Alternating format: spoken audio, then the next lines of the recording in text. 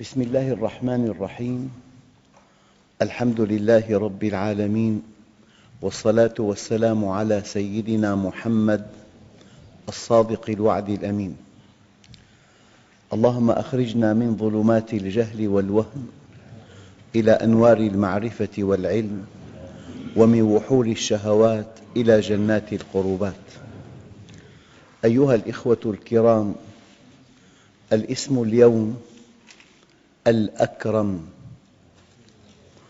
هذا الاسم ورد في أول سورة أنزلت من القرآن الكريم.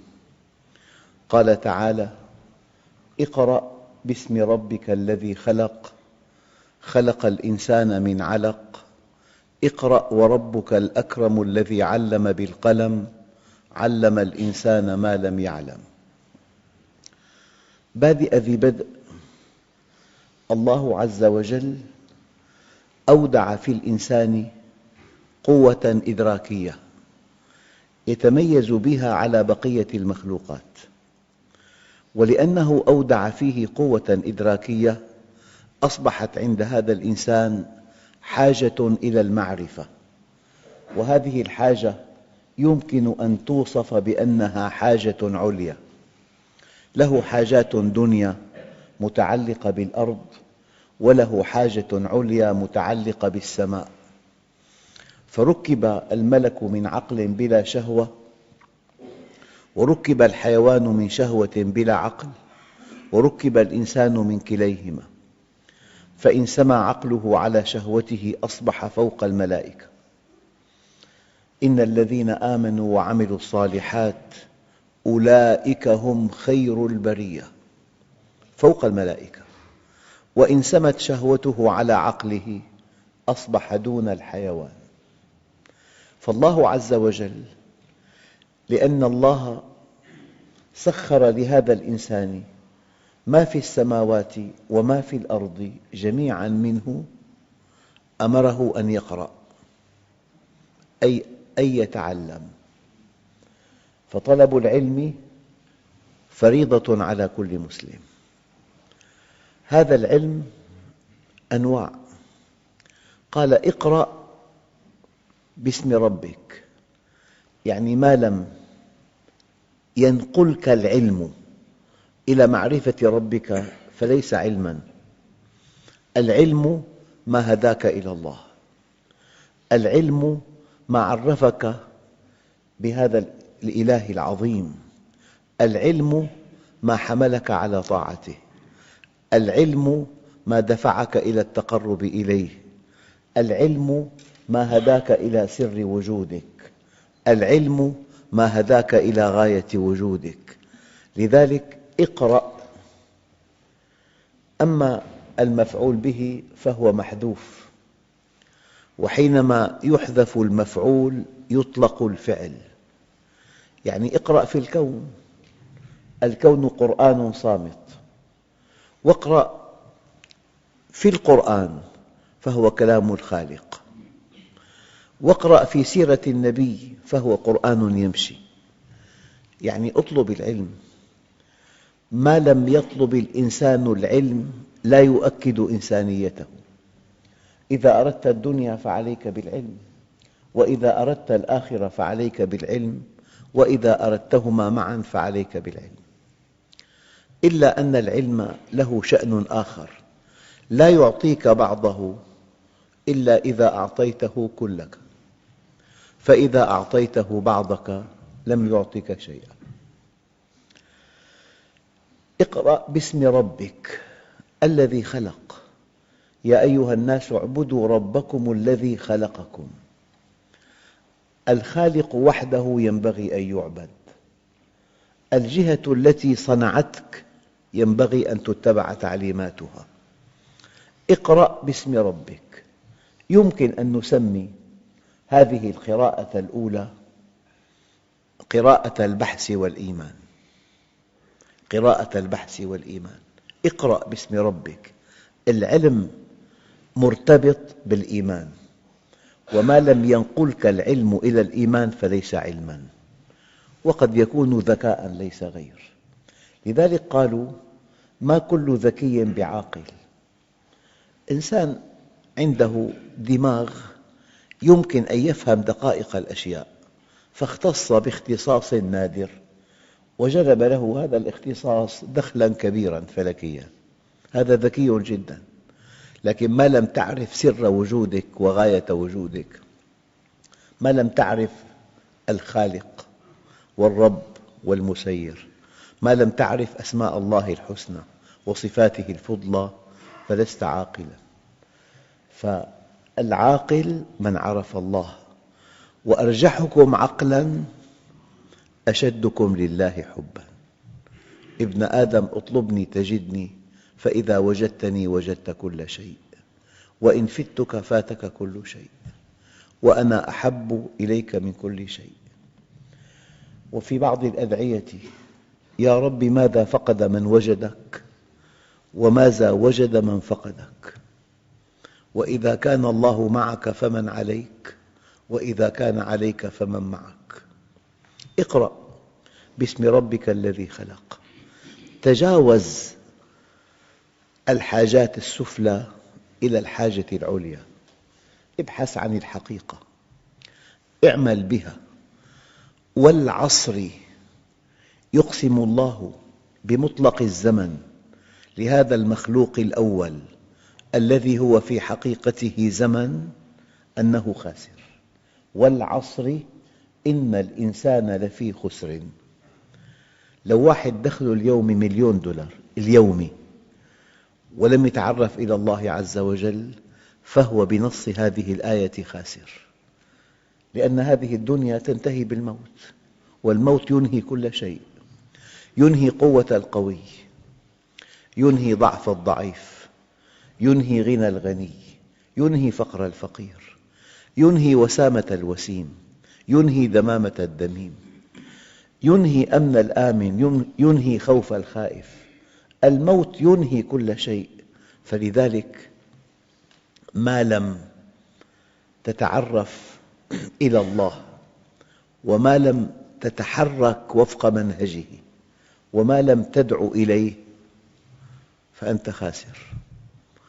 وبإمكانك أن تتلافى الخسارة بأن تعمل في هذا الوقت الذي سيمضي عملاً ينفعك بعد مضي الوقت.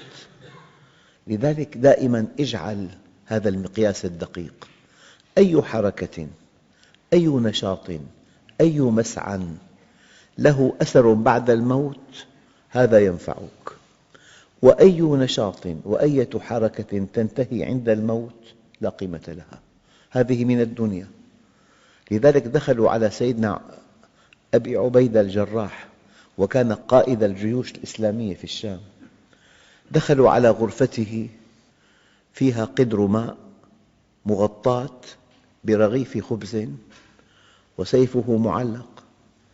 قالوا: ما هذا يا أمين هذه الأمة؟ قال: هو للدنيا وعلى الدنيا كثير، ألا يبلغنا المقيل؟ لذلك الدنيا لأنها تنتهي بالموت ليس لها شأن عند الله. لو أن الدنيا تعدل عند الله جناح بعوضة ما سقى الكافر منها شربة ماء. إذن لا بد من أن نبحث عن الحقيقة، ولا بد من أن نتحرك وفق هذه الحقيقة، ولا بد من أن ندعو لهذه الحقيقة. وقد يكون هناك عقبات، وقد تكون هناك صوارف، فلا بد من الصبر. إذن والعصر إن الإنسان لفي خسر إلا الذين آمنوا وعملوا الصالحات وتواصوا بالحق وتواصوا بالصبر. إذن أول قراءة ينبغي أن تقرأها قراءة البحث والإيمان. ابحث عن الحقيقة، ابحث عن الذي خلقك، تساءل: لماذا خلقت؟ لماذا أنا في الدنيا؟ ما العمل العظيم الذي ينبغي أن أفعله؟ ماذا بعد الموت؟ ماذا قبل الموت؟ من أين وإلى أين ولماذا؟ ابحث. اقرأ باسم ربك الذي خلق. يعني العلم ما انتهى بك إلى الإيمان، فإن لم ينتهي بك إلى الإيمان فهو ذكاء فقط، والذكاء ينتهي عند الموت. هو ذكاء أو ثقافة. أما العلم الذي أراده الله حينما قال الله عز وجل: هل يستوي الذين يعلمون والذين لا يعلمون؟ العلم الذي أراده الله أن تتعرف إليه، وأن تتعرف إلى منهجه، وأن تحمل نفسك على طاعته، وأن تبذل الغالي والرخيص والنفس والنفيس. هذه القراءة الأولى قراءة البحث والإيمان. اقرأ باسم ربك الذي خلق. وأقرب آية إليك نفسك التي بين جنبيك. ألم نجعل له عينين؟ بالشبكية في 130 مليون عصي ومخروط. بالمليمتر مربع في أرقى آلة تصوير رقمية احترافية في 10,000 مستقبل ضوئي. في المليمتر مربع من شبكية العين 100 مليون مستقبل. 100 مليون. لذلك العين تفرق بين 8 ملايين لون. ألم نجعل له عينين ولسانا وشفتين؟ الله أكرمك بماذا؟ بالبيان. الرحمن علم القرآن خلق الإنسان علمه البيان. بالبيان يتواصل الناس أرقى تواصل، التواصل البياني. يعني بالبيان تتكلم فتعبر عن أفكارك، تعبر عن مشاعرك. بالكلام تنتقل العلوم من إنسان إلى إنسان بالمعاصرة، ومن جيل إلى جيل بالكتابة، ومن أمة إلى أمة بالترجمة. لذلك الرحمن علم القرآن خلق الإنسان علمه البيان. هذه القراءة الأولى. أكرمك الله بأن منحك نعمة الإيجاد، ومنحك نعمة الإمداد، ومنحك نعمة الهدى والرشاد. إنه الأكرم. وأكرم اسم تفضيل، وهذا الاسم ورد معرفاً بأل، مرادا به العالمية، دالاً على كمال الوصفية. الأكرم. لا عطاء يعدل عطاءه. منحك نعمة الإيجاد، والإيجاد إلى متى؟ لا إلى الموت. الموت نقطة، محطة في الطريق، محطة. كل نفس ذائقة الموت، لا تموت لكنها تذوق الموت. وفرق كبير بين أن تذوق الموت وبين أن تموت. وقالوا يا مالك ليقضي علينا ربك قال إنكم ماكثون. الإنسان خلق ليبقى إلى أبد الآبدين، بس يبقى في جنة عرضها السماوات والأرض أو في نار لا ينفد عذابها. البقاء مستمر، لكن إما في جنة أو في نار. لهذا أيها الإخوة، يعني أكبر خسارة يمكن أن نتصورها أن تخسر الآخرة. قل إن الخاسرين الذين خسروا أنفسهم وأهليهم يوم القيامة. هذه القراءة الأولى. اقرأ باسم ربك الذي خلق. وأقرب آية لك نفسك التي بين جنبيك. فلينظر الإنسان مما خلق. خلق من ماء دافق. هذا الماء الدافق 300 مليون حوين، تحتاج البويضة إلى حوين واحد. خلق من ماء دافق يخرج من بين الصلب والترائب، إنه على رجعه لقادر. فلينظر الإنسان إلى طعامه. أمر إلهي. لذلك هذه القراءة. اقرأ باسم ربك. اقرأ ولتنتهي قراءتك إلى معرفة ربك. اقرأ ولتنتهي قراءتك إلى معرفة سر وجودك وغاية وجودك. في قراءة ثانية متعلقة باسم الأكرم. القراءة الثانية: اقرأ باسم ربك الذي خلق. خلق الإنسان من علق. اقرأ وربك الأكرم. ماذا منحك؟ نحن موجودون. لو اطلعت على كتاب نضدت حروفه قبل تاريخ ميلادك، أثناء تنضيد حروف هذا الكتاب أنت من؟ لا شيء. هل أتى على الإنسان حين من الدهر لم يكن شيئا مذكورا؟ إطلاقا. ما لك وجود، ما لك اسم، ما لك اسم بالنفوس، ما في لك اسم بأي مكان، لم يكن لك وجود. إذن الله عز وجل أكرم، يعني منحك أكبر عطاء أنه أوجدك، منحك نعمة الإيجاد، أوجدك وأودع فيك حاجات، أودع فيك حاجة إلى الهواء، والهواء موجود بنسب رائعة، لو أن هذه النسب تغيرت لاحترق كل ما في الأرض، الأكسجين إلى الآزوت. منحك نعمة الإيجاد ومنحك نعمة الإمداد، وهذا الكون سخره لك بالنص القرآني: وسخر لكم ما في السماوات وما في الأرض جميعاً منه. ما نوع التسخير؟ قال تسخيران: تسخير تعريف وتسخير تكريم. كل شيء في الأرض مسخر لك تسخيرين: تسخير تعريف وتسخير تكريم. يعني إذا قرأت كتاباً عن العسل ذابت نفسك بهذا الشراب الذي فيه شفاء للناس، وقد لا يتاح لك أن تلعق لعقة عسل واحدة، لكنك إذا عرفت الله من خلال العسل حققت الهدف من العسل، أنه عرفك بالله. والذي يأكل العسل ليلاً ونهاراً ولم يفكر في هذا الشراب الذي جعل الله فيه الشفاء للناس، عطلت أكبر هدف من خلق هذه الآية. تأكد أن أي شيء في الأرض له وظيفتان، له مهمتان، سخر لك تسخيرين: تسخير تعريف وتسخير تكريم. تماماً كما لو قدم لك صديق هاتفاً في خصائص مذهلة من اختراعه وقدمه هدية لك، أنت دون أن تشعر ينطوي قلبك على شعورين: شعور الإعجاب بهذا الاختراع وشعور الامتنان لأنه هدية. فدقق لما قال النبي الكريم نظر إلى هلال قال: هلال خير ورشد. هذا الكون مسخر لنا تسخيرين: تسخير تعريف وتسخير تكريم. رد فعل التعريف أن تؤمن، ورد فعل التكريم أن تشكر. فإذا آمنت وشكرت، دقق الآن، حققت الهدف من وجودك. فإذا حققت الهدف من وجودك توقفت المعالجات الإلهية. الآية: ما يفعل الله بعذابكم إن شكرتم وآمنتم.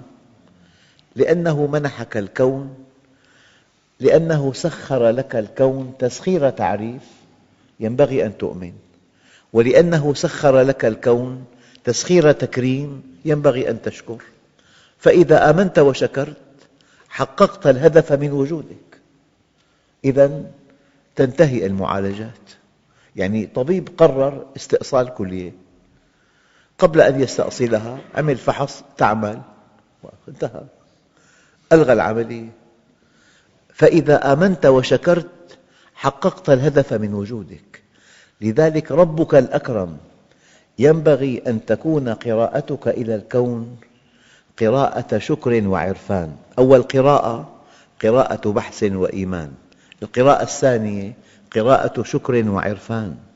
منحك نعمة الإيجاد، منحك نعمة الإمداد، في هواء، في ماء، عذب زلال، في زوجة، في أولاد، في طعام، في شراب، في فواكه، في معادن، كل شيء فيه.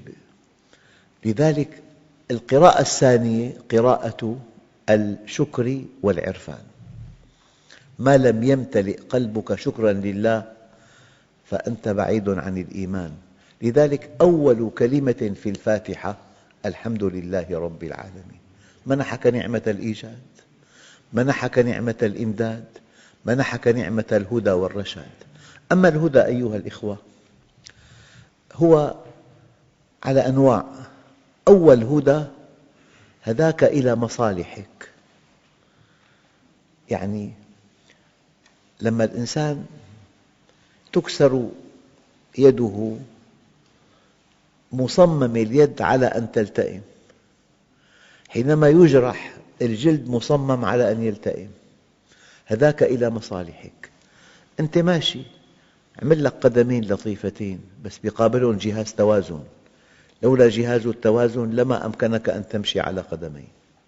لذلك الميت لا يقف، ما في توازن، لأنه بالتوازن 3 قنوات متداخلة فيها سائل وفيها أهداب. لما بتميل السائل يبقى مستوي، يرتفع بمكان دون مكان، بالمكان المرتفع فيه أهداب يصلح الإنسان. لولا جهاز التوازن ما في إنسان يمشي على قدمين، ما في إنسان يركب دراجة بجهاز التوازن. إذا هذاك إلى مصالحك. الطعام فيه سم تتقيأه، هذاك إلى مصالحك.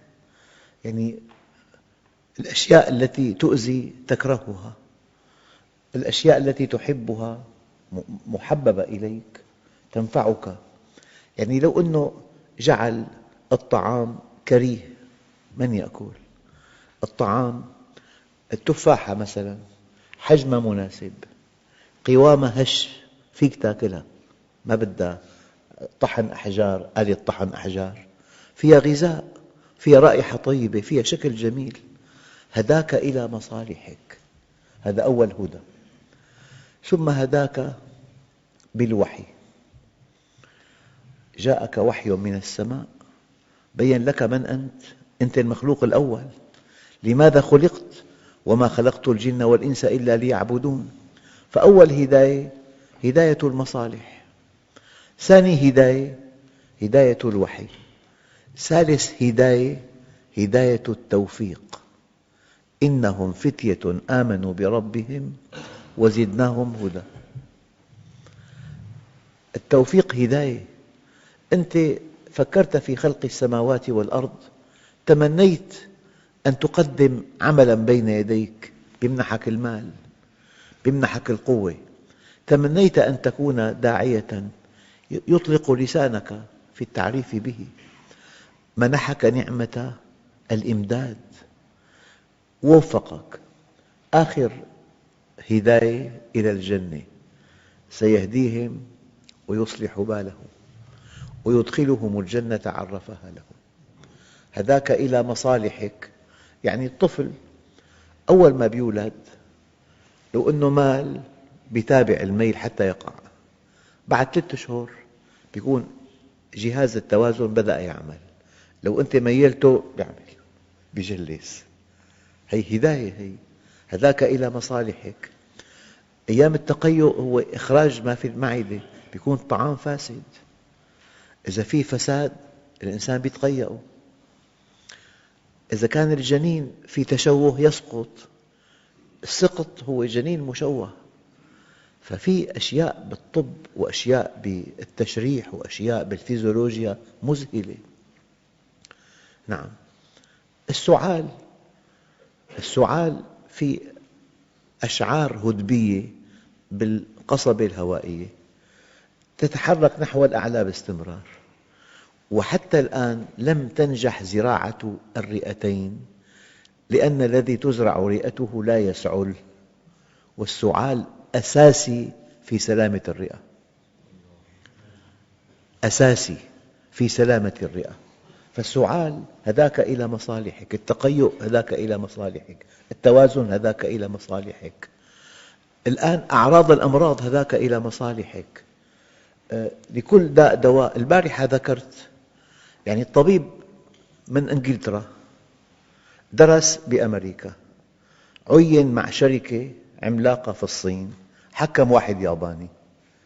هو إنجليزي ودرس بأمريكا وعمله بالصين والمريض ياباني. لو ما في بنية واحدة للبشر، بنية تشريحية واحدة ووظائف فيزيولوجية واحدة، ما في طب كان.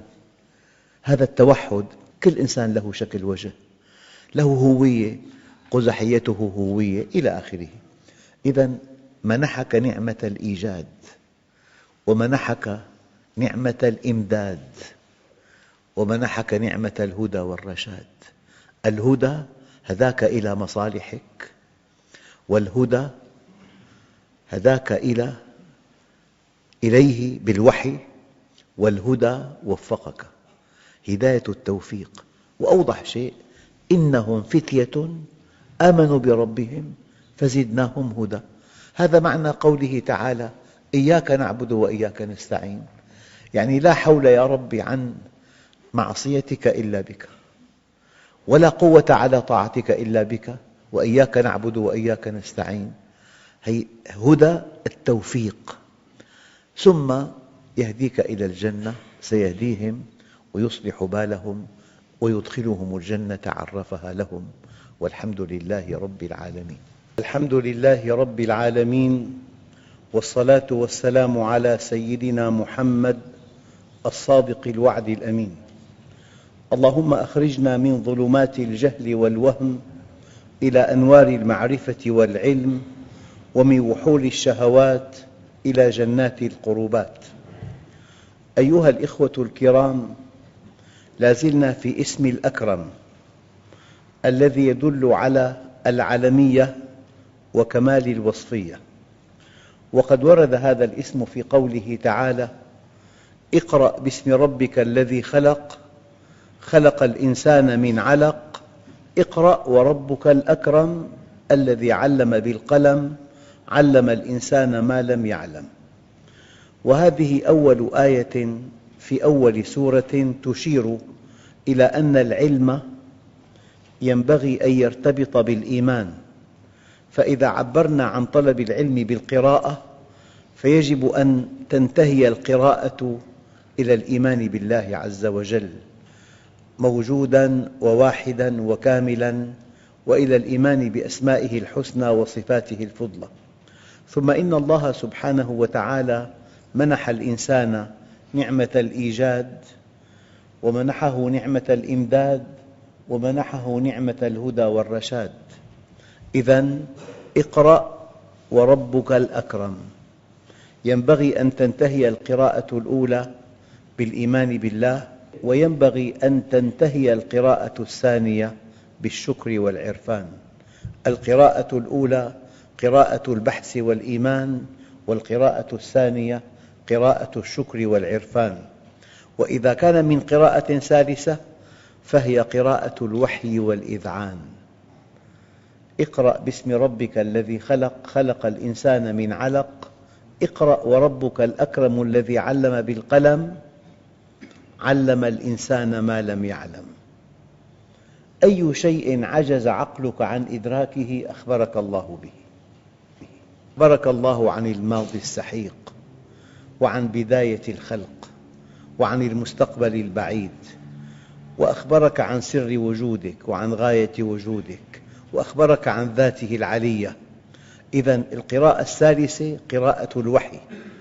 وكما تعلمون أيها الإخوة، هناك قضايا تصنف مع المحسوسات، وأداة اليقين بها الحواس الخمس واستطالاتها كالميكروسكوب والتلسكوب مثلاً.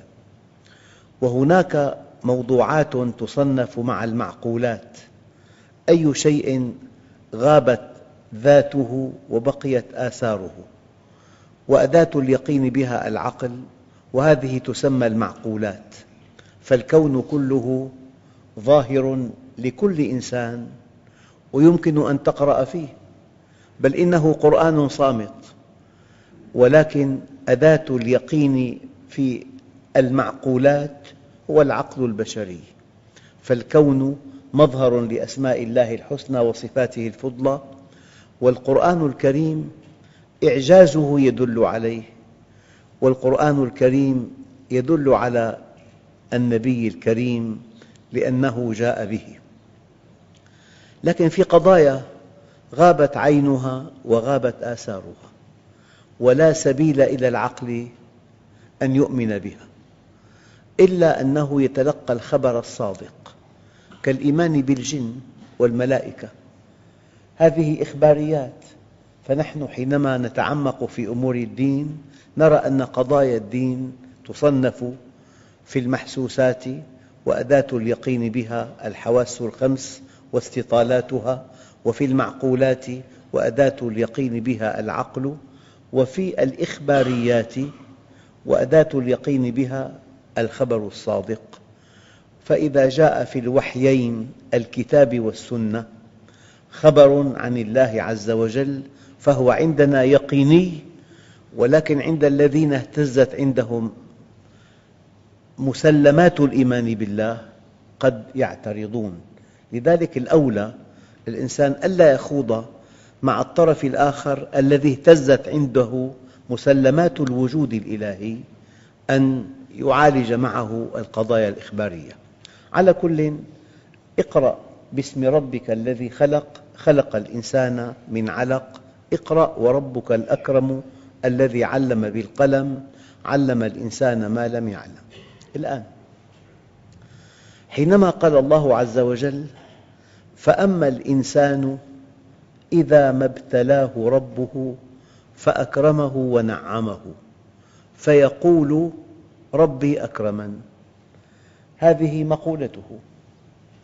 هو يتوهم أحياناً أن الله إذا أمد إنسان بالمال وليس على طاعة الله فهي علامة محبة له.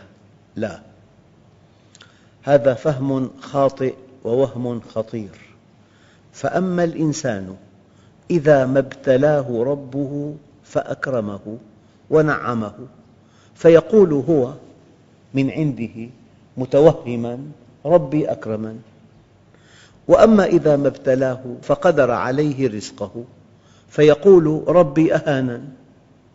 جاء الرد الإلهي لم يأتي لا، بل أتى كلا، والفرق كبير بين لا وكلا. لا تنفي، أما كلا تردع وتنفي. كلا، ليس كذلك يا عبادي، ليس عطائي إكراماً مطلقاً ولا منعي حرماناً. عطائي ابتلاء وحرماني دواء، عطائي ابتلاء وحرماني دواء، مع شيء من التفصيل. هل يعد المال نعمة؟ الجواب نعم ولا. هل تعد الصحة نعمة؟ الجواب نعم ولا. هل يعد الأولاد نعمة؟ الجواب نعم ولا. هل تعد المكانة العالية في المجتمع نعمة؟ الجواب نعم ولا. كيف؟ يعني هذا المال إذا وظف في العمل الصالح في طاعة الله أصبح نعمة حقيقية، أما إذا وظف في الباطل، في نشر الباطل، في الإيقاع بين الناس، إذا وظف المال للتمتع بالمتع الرخيصة التي حرمها الله فهذا المال ليس نعمة. لذلك ورد في بعض الأحاديث: بادروا بالأعمال الصالحة فماذا ينتظر أحدكم من الدنيا؟ يعني ممكن أن يستيقظ أحدنا كل يوم كاليوم السابق؟ مستحيل وألف ألف مستحيل. بادروا بالأعمال الصالحة فماذا ينتظر أحدكم من الدنيا؟ يتابع النبي كلامه: هل تنتظرون إلا فقراً منسياً؟ أحياناً فقر ينسيك كل شيء، وكاد الفقر أن يكون كفراً. أو غنى مطغياً، والغنى المطغي أحد المصائب الكبرى، بسبب الغنى طغيت وبغيت.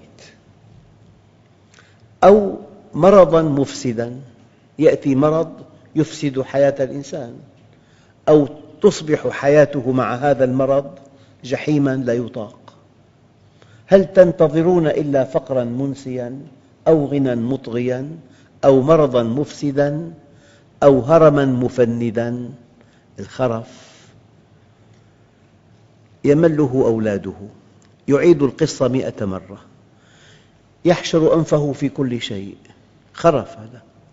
لذلك من تعلم القرآن متعه الله بعقله. المؤمن حينما يصلي الصلاة نشاط، أول ركعة، الثانية، الثالثة، الرابعة، أول ركعة سورة مع الفاتحة مع سورة، الثانية الفاتحة مع سورة، بعدين قعود أول، بعدين ثالثة ورابعة فاتحة فقط، بعدين قعود ثاني. في نشاط، من يقرأ القرآن في نشاط دائم. في عندنا قاعدة في الطب: العضو الذي يعمل لا يضمر. فما دام الإنسان يصلي ويقرأ القرآن ويطلب العلم يمتعه الله بعقله حتى يموت. لذلك هذا العالم الجليل الذي عاش 98 عاماً وكان منتصب القامة حاد البصر مرهف السمع أسنانه في فمه، سئل: يا سيدي، ما هذه الصحة التي حباك الله بها؟ قال: يا بني، حفظناها في الصغر فحفظها الله علينا في الكبر، من عاش تقياً عاش قوياً. لذلك أيها الإخوة، الإنسان المال لا يعد نعمة مطلقاً ولا يعد نقمة مطلقاً. بادروا بالأعمال الصالحة، فماذا ينتظر أحدكم من الدنيا؟ هل تنتظرون إلا فقراً منسياً أو غنى مطغياً أو مرضاً مفسداً أو هرماً مفنداً أو موتاً مجهزاً أو الدجال؟ فشر غائب ينتظر، أو الساعة والساعة أدهى وأمر. يعني من معاني الأعوار الدجال أنه يرى بعين واحدة، يرى مصلحته ولا يرى مصلحة الآخر، يرى ثقافته ويمحو ثقافة الآخر، يرى كرامته ولا يرى كرامة الآخر، أعور ويتكلم بخلاف الواقع، وكأن صفة جامعة مانعة لنموذج الإنسان المعاصر أنه أعور ودجال. إذن النقطة الدقيقة أن المال لا يعد نعمة ولا يعد نقمة إذا وظف في الحق. يقول بعض الصحابة: حبذا المال أصون به عرضي وأتقرب به إلى ربي. المال يوظف توظيفاً رائعاً، إذن هو نعمة ونعمة كبرى. والذي آتاه الله مالاً يجب أن يذوب محبة لله عز وجل. أولاً يصون عرضه، وثانياً يتقرب به إلى ربه. بالمال تحل معظم المشكلات. بإمكانك أن تطعم جائعاً، أن تكسو عارياً، أن تعلم جاهلاً، أن تؤوي مشرداً، أن تعالج مريضاً. بإمكانك أن تعيش في قلوب الآخرين. المال نعمة إذا وظف في طاعة الله. وقد يصل الغني المؤمن بإنفاق ماله إلى مرتبة العلماء الكبار. لا حسد إلا في اثنتين، كما ورد عن رسول الله: رجل آتاه الله علماً فهو ينفق منه آناء الليل وأطراف النهار، ورجل آتاه الله مالاً فهو ينفقه آناء الليل وأطراف النهار. الصحة، إذا استعنت بالصحة على طاعة الله نعمة كبيرة، فإذا استعان الإنسان بصحته على معاصي الله نقمة. الصحة نقمة أحياناً. يعني الله أعطاه بصر حاد تتبع به عورات المسلمين، وتابع بها الأفلام الفاضحة، ونظر إلى عورات النساء. وإذا إنسان الله آتاه عينين رأى بهما آيات الله الدالة على عظمته، وغض بهما بصره عن محارم الله. البصر نعمة. كل شيء نعمة ونقمة، كل شيء نعمة ونقمة. إذا وظف في طاعة الله فهو نعمة، وإذا وظف في المعاصي والآثام فهو نقمة. لذلك سئل الإمام الشافعي رحمه الله تعالى: أندعو الله بالابتلاء أم بالتمكين؟ فقال: لن تمكن قبل أن تبتلى، لن تمكن قبل أن تبتلى. لا بد من الابتلاء، إنا كنا مبتلين. إذن أيها الإخوة، فأما الإنسان إذا ما ابتلاه ربه فأكرمه ونعمه فيقول هو.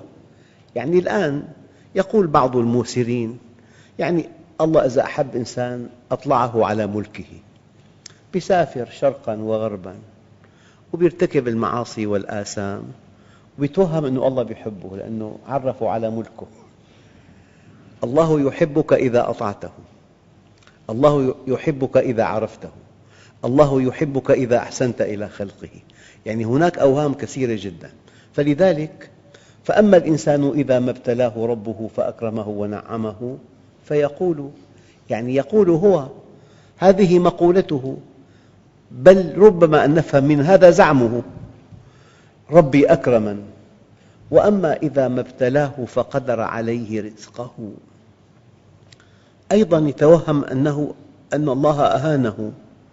جاء الجواب ردعا: كلا كلا يا عبادي، ليس عطائي إكراما ولا منعي حرمانا، عطائي ابتلاء وحرماني دواء.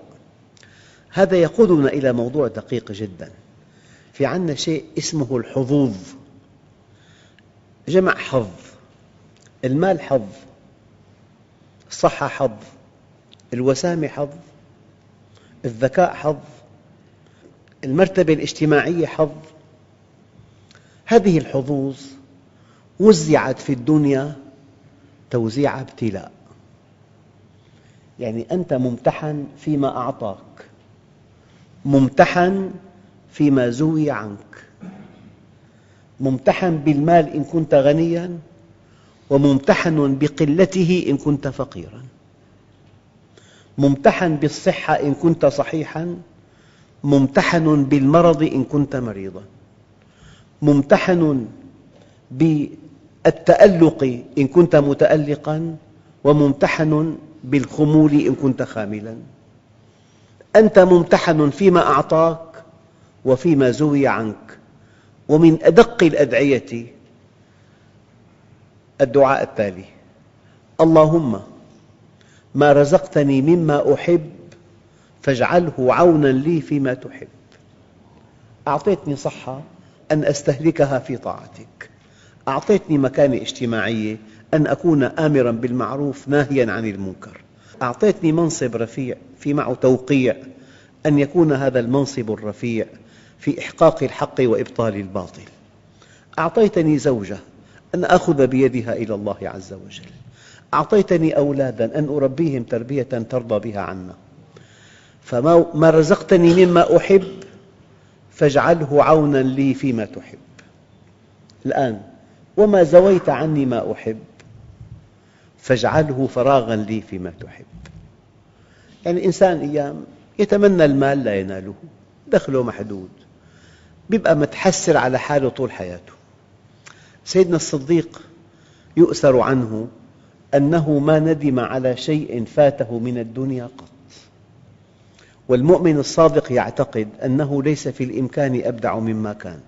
هو يسعى إلى أقصى درجة، فإن انتهى به السعي إلى هذا الدخل يرضى به، يرضى بعد استنفاد الجهد.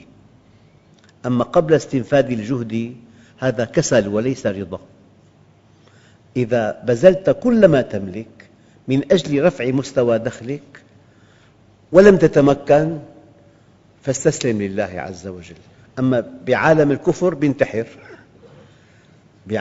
بينتحر، أما بعالم الإيمان يصبر. لذلك كل شيء له أجر محدد إلا الصبر: إنما يوفى الصابرون أجرهم بغير حساب. والآية لا ينبغي إلا أن تهز مشاعرنا: إنا وجدناه صابراً نعم العبد إنه أواب، إلى الله أشكو بثي وحزني. لذلك قال بعضهم: من شكا إلى مؤمن فكأنما اشتكى إلى الله، ومن اشتكى إلى غير المؤمن فكأنما اشتكى على الله. فرق كبير بين أن تشتكي إلى الله وبين أن تشتكي على الله. إذن فأما الإنسان إذا ما ابتلاه ربه فأكرمه ونعمه فيقول ربي أكرمن. وأما إذا ما ابتلاه فقدر عليه رزقه. أحياناً الأب يمنع ابنه، الأب الطبيب الرحيم، طبيب رحيم، أب يمنع ابنه أكلة يحبها لكنها تؤذي جهازه الهضمي. هذا مو منع إهانة إطلاقاً، منع حفظ. لذلك ورد في بعض الأحاديث: إن الله لا يحمي صفيه من الدنيا كما يحمي أحدكم مريضه من الطعام. يحمي صفيه من الدنيا كما يحمي أحدكم مريضه من الطعام. ويوم القيامة حينما تنكشف الحقائق ويظهر لك حكمة الذي ساقه الله إليك، إن لم تذب مثل الشمعة محبة لله ففي الإيمان خلل. قال تعالى: وآخر دعواهم أن الحمد لله رب العالمين. أيها الإخوة، إذن فأما الإنسان إذا ما ابتلاه ربه فأكرمه ونعمه فيقول هو متوهماً زاعماً ربي أكرمن، وأما إذا ما ابتلاه ربه فقدر عليه رزقه رحمة به وحفظاً له فيقول متوهماً وزاعماً ربي أهانن. جاء الجواب الإلهي: كلا، ليس عطائي إكراماً ولا منعي حرماناً، عطائي ابتلاء وحرماني دواء. أيها الإخوة الكرام، الله عز وجل هو الأكرم، لكن ومن يهن الله فما له من مكرم. يعني إذا أراد الله بقوم سوءاً فلا مرد له. يعني إذا أراد الله بإنسان أن يهينه يتطاول عليه أقرب الناس إليه. إذا أراد ربك إهانة إنسان يتطاول عليه أقرب الناس إليه. وإذا أراد ربك إعزاز إنسان جعل أعداءه في خدمته دون أن يشعر. لذلك إذا كان الله معك فمن عليك، وإذا كان عليك فمن معك. إنسان أحياناً يفقد حركته قبيل أن يموت، أقرب الناس إليه يتمنى موته ويسمعونه هذا الكلام: الله يخفف عنك. في إنسان آخر يموت بأعلى درجة من المكانة يفتقده من حوله. فابتغوا العزة عند الله، ابتغوا الرفعة عند الله، ادعوا الله أن يحفظ لنا صحتنا جميعاً. لذلك ومن يهن الله فما له من مكرم. يعني إذا أحبك الله ألقى محبتك في قلوب الخلق، وإذا لم يحبك الله ألقى بغضك في قلوب الخلق. ينادى له في الكون أننا نحبه فيسمع من في الكون أمر محبنا. الحياة توفيق إلهي، والتوفيق بالطاعة. من هاب الله هابه كل شيء، ومن لم يهب الله أهابه الله من كل شيء. يعني بيخاف من مستخدم عنده. أما إذا كان مع الله، كن مع الله ترى الله معك، واترك الكل وحاذر طمعك. وإذا أعطاك من يمنعه ثم من يعطي إذا ما منعك. الآن الله عز وجل بالقرآن الكريم ورد كلمة كريم، في مدخل كريم، في رزق كريم، في قول كريم، في مقام كريم، في قرآن كريم، في أجر كريم، في رسول كريم، في رب كريم، في كتاب كريم، في زوج كريم. هذه الكلمات التي وردت في القرآن الكريم موصوفة بكلمة كريم. الكريم الخالص من كل شيء. حجر كريم صافي. الألماس، في بإسطنبول قطعة ألماس بالمتحف ثمنها فيما علمت 150 مليون دولار. هي بحجم البيضة. لو جئنا ببيضة بحجم البيضة من الفحم كم ثمنها؟ ما في قرش ثمنها. والألماس أساسه فحم. من شدة الضغط يقول لك عليه ضغوط. هي معالجات إلهية. لما الإنسان يخضع للمعالجة الإلهية ينتقل من فحم لألماس. فإذا واحد الله عز وجل تابعه، إذا أحب الله عبده ابتلاه، إذا أحب الله عبده عجل له بالعقوبة. ما دمت ضمن المتابعة فهذه نعمة كبرى، أنت في العناية المشددة. والمثل الذي أردده كثيراً: إنسان معه التهاب معدة حاد، الطبيب يعطيه تعليمات بمنتهى القسوة: اشرب الحليب فقط، لأن هذا المرض الشفاء منه يقيني، لكن يحتاج إلى حمية. أما اللي معه ورم خبيث منتشر بكل جسمه قال له ماذا آكل؟ يقول له كل ما تشاء.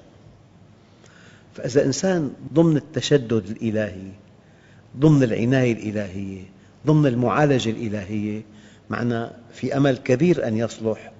من هنا يقول الله عز وجل: إن فرعون علا في الأرض وجعل أهلها شيعا يستضعف طائفة منهم يذبح أبناءهم ويستحيي نساءهم إنه كان من المفسدين. الآن دققوا: ونريد أن نمن على الذين استضعفوا في الأرض ونجعلهم أئمة ونجعلهم الوارثين ونمكن لهم في الأرض ونري فرعون وهامان وجنودهما منهم ما كانوا يحذرون.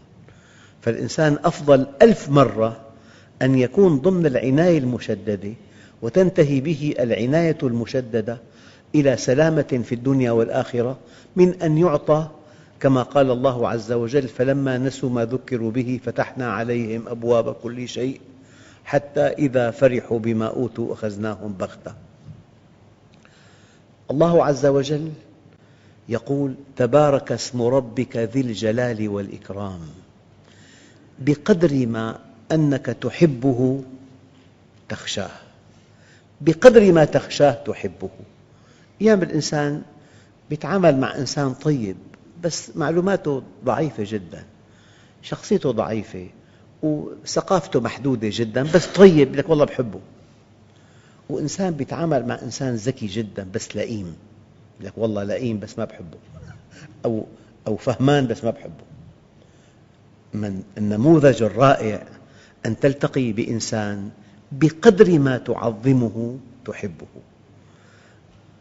كمال هذه الصفة عند الواحد الديان: تبارك اسم ربك ذي الجلال والإكرام. كل من عليها فان ويبقى وجه ربك ذو الجلال والإكرام. لذلك يجب أن تعامل من حولك بقدر عال جدا من الهيبة وبقدر عالي جدا من الإكرام. والحمد لله رب العالمين.